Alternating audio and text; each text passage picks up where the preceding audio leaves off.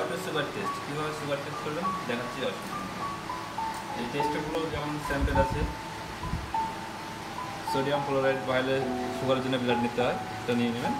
তারপর টেস্টগুলো যেমন ফাইল থাকবে তেমন টেস্টে লাইন করে নিতে হবে। এরপরে আমি এখন রিয়েজেন্টটা তুলে নিচ্ছি। রিয়েজেন্টের কোম্পানির যে আইক্যাম রিয়েজেন্টটা আমি ফুল ডাইরেকশনে করছি, তাই 1000 মাইক্রোলিটার নিতে হবে। দেখবেন 1000 মাইক্রোলিটার।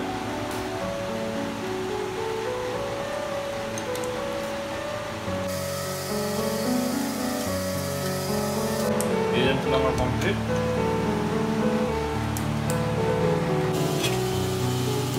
যেহেতু আমি স্যাম্পেলটা নতুন রিয়েজেন্টটা নতুন কাটলাম, তাই আমাকে স্ট্যান্ডার্ড করে দিতে হবে। স্যাম্পেল তুলে নিয়েছি, স্ট্যান্ডার্ড তুলে নিয়েছি, আমি এটা স্ট্যান্ডার্ড মার্ক করেছি। স্ট্যান্ডার্ড স্যাম্পেল দিয়ে দিতে হবে, আর বাকিগুলো দিয়ে স্যাম্পেলে দিয়ে দেবে। স্ট্যান্ডার্ড 10 মাইক্রোলিটার স্ট্যান্ডার্ড অ্যাড করতে হবে।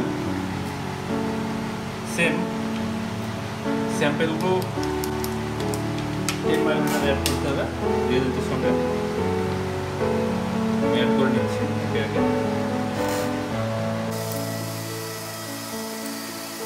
স্যাম্পেলগুলো তোলার পরে ওয়াটার 37 ডিগ্রি টেম্পারেচারে, এই 37 ডিগ্রি টেম্পারেচারে ওয়াটার বাদ করতে হবে 10 মিনিট। 37 ডিগ্রি টেম্পারেচারে 10 মিনিট রেখেছিলাম, টাইম ওভার করে নিচ্ছে। মেশিনটা দেখিয়ে দিই। রিন্সে গিয়ে পানি খাওয়াবে, জিরোতে পানি খাওয়াবে। আমি স্ট্যান্ডার্ড স্ট্যান্ডার্ডে খাই নিলাম।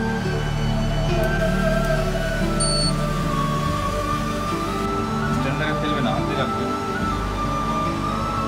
এরপর রিন্সে পানি খাইয়ে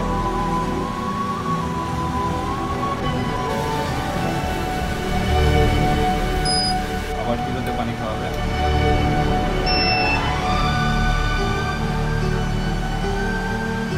এখানে জিরোটা শো করবে, আবার করলে তারপরে স্ট্যান্ডার্ড আগে স্যাম্পেলে একবার খাই দেখে নিতে হবে কত আছে।